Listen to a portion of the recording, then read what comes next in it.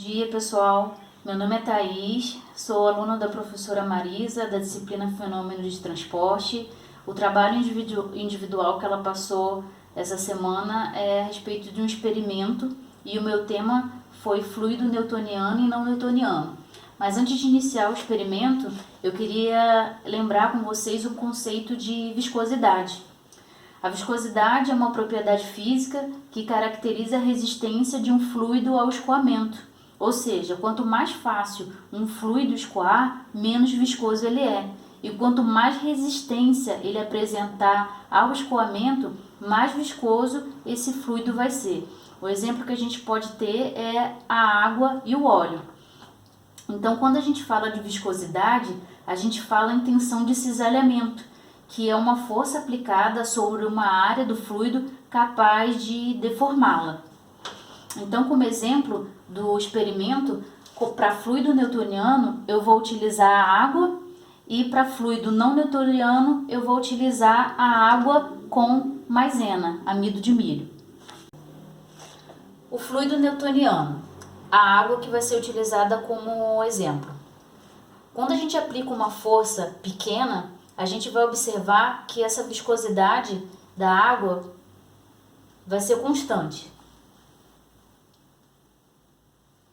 Mas quando a gente aplicar uma força maior, a viscosidade ela também vai ser constante.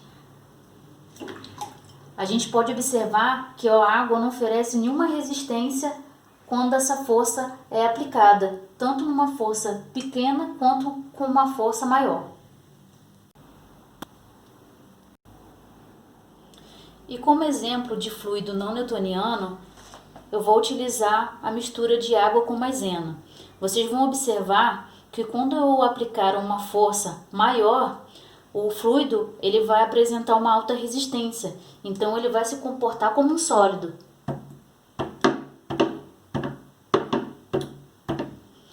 E quando eu aplicar uma força menor, a resistência do fluido vai ser menor e ele vai estar se comportando como um líquido.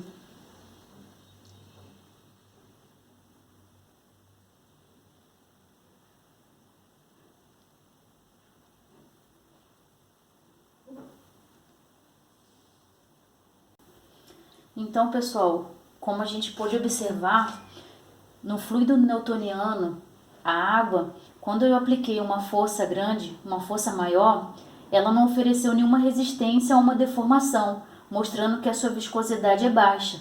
Mas no fluido não newtoniano, no exemplo de água, a mistura de água com maisena, quando eu apliquei uma força grande, repentina, ele ofereceu uma resistência, comprovando uma viscosidade bem alta. Mas quando eu apliquei uma força baixa e lenta, a viscosidade diminuiu. Ele permitiu que o fluido se comportasse como um líquido. Espero que vocês tenham entendido o experimento, a diferença de fluido newtoniano e não newtoniano.